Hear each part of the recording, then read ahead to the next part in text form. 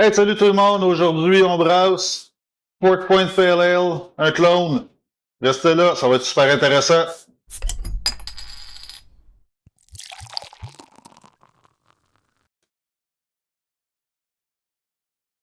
Donc, comme je vous expliquais tantôt, Fort Point Pale Ale, un clone, super de bonne bière, très agrume, très fruité.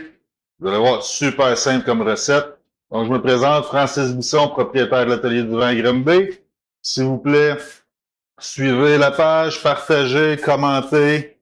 Ça m'aide beaucoup et ça me fait plaisir de faire des beaux petits vidéos. Donc aujourd'hui, petite recette simple, parfaite pour belle journée d'été. Pas trop forte, 6,4, 6,5%. Quarantaine d'IBU, très bien balancé, extrêmement fruité. Vous allez voir, c'est super simple. C'est beaucoup Citra Columbus, là, les deux houblons. Donc, on y va avec de quoi de simple. Côté des ingrédients, on a un 4,3 kg de 2 rangs. C'est suivi de 645 grammes de blé malté. On a 325 grammes de caraforme, puis un petit 110 grammes de cristal 10, caramel 15, tout de quoi de très très pâle, là. On joue là-dedans. Euh, Ensuite, pour les houblons, vraiment très très simple. Euh, dans l'ébullition, c'est pas dur, c'est seulement du Columbus. On a un premier ajout de doublon à 60 minutes, carrément au début. Un petit 7 grammes de Columbus. Ensuite, à 10 minutes de la fin, on a un 21 grammes de Columbus. Et pour finir, on a un steep de 30 minutes à 82 degrés Celsius, qui est un 57 grammes de Columbus encore. Vraiment super simple. Le reste des houblons, ben, vous l'aurez deviné, c'est en dry up. Donc, on a un gros 113 grammes de Citra et un 28 grammes de Columbus dans les 4-5 derniers jours là, avant de mettre ça en keg ou en bouteille. Très simple. Côté levure, j'ai été avec la Lal Brew New England. Vous pouvez y aller avec d'autres levures si ça vous intéresse. Ça donne de quoi de vraiment très intéressant. Pour ce qui est du profil d'eau, ben c'est tout indiqué en dessous dans la description. Pour être plus précis, je vais donner plus de détails pour l'eau, mais j'y vais avec chlorure de calcium plus élevé que le gyps pour avoir un taux de chloride beaucoup plus élevé pour question de texture, de mouthfeel, comme on dit. Donc, cédule de mash, 1 heure à 66, suivi d'un mash out, ébullition, 60 minutes. Vraiment de quoi de super simple. Comme toujours, je donne les détails de la recette, mais réajustez en fonction de votre système, surtout pour les quantités d'eau. Donc, on va aller voir le petit vidéo. Et voilà, notre eau de mash est prête. Alors, on va rajouter nos céréales en brassant comme il faut. Donc,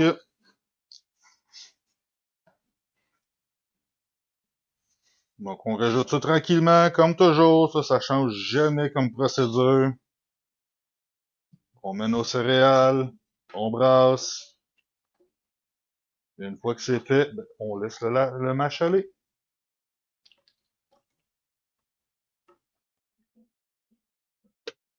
Et voilà. Maintenant que c'est bien incorporé, on va attendre un 10-15 minutes, le temps que ça s'affaisse un peu. Et on va partir la circulation. Alors, nous voici une dizaine de minutes plus tard. Et qu'on voit que le fond, c'est stabilisé, là. Il y a moins d'eau un peu sur le dessus. C'est là qu'on va ajouter notre petite grille. Comme ça ici. Avec la petite fitting sur le dessus. Et voilà, on part notre circulation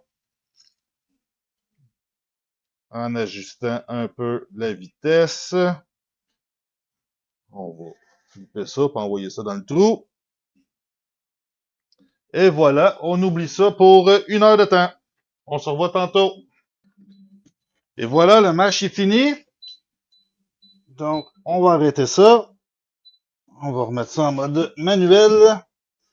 Et on va drainer. Fait qu'on revient quand que ça va être fait.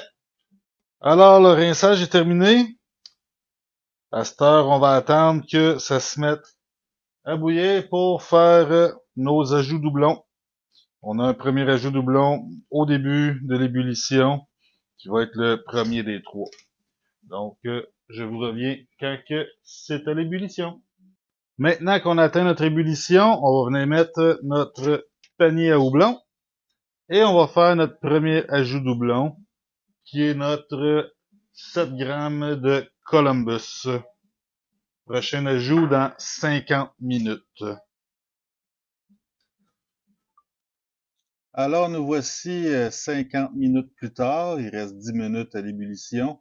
On va faire notre deuxième ajout doublon, un 21 grammes de Columbus. Et on oublie ça pour les 10 dernières minutes. Alors, maintenant que notre 60 minutes d'ébullition est fait, j'ai refroidi à 82 degrés et je vais y faire le troisième et dernier ajout doublon, qui est un 57 grammes de Columbus. Et je vais laisser le hopstand se faire pendant une demi-heure avant de refroidir. Et voilà, notre hopstand est terminé. On voit très bien ici. Donc là, ce qu'il va nous rester à faire, c'est de refroidir et d'envoyer ça dans le fermenteur. Et voilà, c'est maintenant le temps de mettre ça dans le fermenteur. Donc, on transfère ça avant d'ensemencer avec la levure. Et voilà, le refroidissement est terminé. Donc là, on va y aller avec notre levure qui est la l'Albrew New England. Donc vraiment de quoi de très simple pour le profil de cette bière. On va laisser fermenter pour 9 jours avant d'y faire son dry-up. Donc je vais mettre la levure, puis on se revoit dans 9 jours.